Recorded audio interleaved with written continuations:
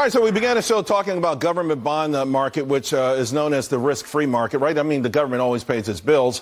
That's great, but if a bank can hold it to maturity, right? But what if a bank has to actually sell those bonds, like Silicon Valley Bank had to, and then we found out they were worth a whole lot less? I want to bring in Walser Wealth Management President Rebecca Walser.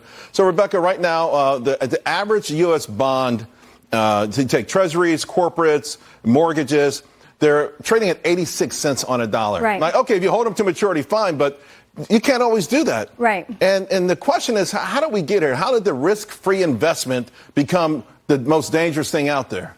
Well, the answer is that what happened was the Fed raised rates very aggressively. And obviously, Charles, you know that there's an inverse relationship with the bond value and the interest rate. So if you buy a bond of $100 and the rate is 3% and next year the rates are 6%, your fair market value of your $100 bond is going to get discounted to make the yield effective 6%. So whenever rates are rising, existing bonds always decline in value.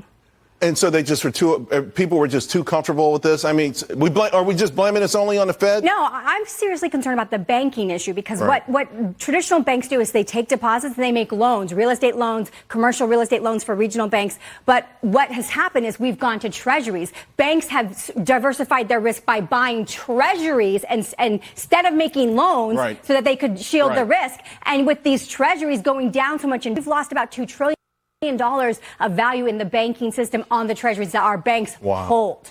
It's so funny you say that because Silicon Valley Bank had one of the lowest loans portfolios out there. They weren't lending any money out. They just, like to your point, they just bought treasuries with it. That's the whole problem. Banks lend on the long term and borrow on the short term. So when your short term is losing money, we have a massive banking problem in that. Speaking of massive problems, the bankruptcies are erupting higher. Corporate defaults are climbing. And beyond that, you know, I look at what's happening in politics. President Biden's numbers are completely underwater, and you zero in on the main reason, and it's financial. Everyone's worried. The economy. It's the economy. The economy. So, I mean,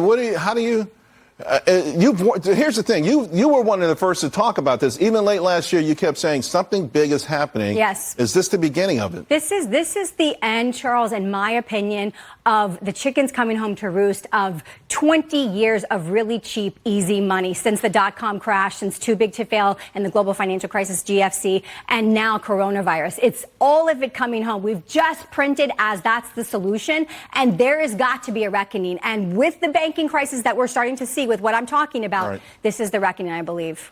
So, you know, listen, people come to you to help them with their money. Is there anything you can invest in? I mean, I am using the term right now, what's a bridge asset? If our system does experience some kind of situational transition, bridge assets would be precious metals, things that will take us from one system to another. So I would say if you're really concerned. So Bob Menendez sold at the wrong time.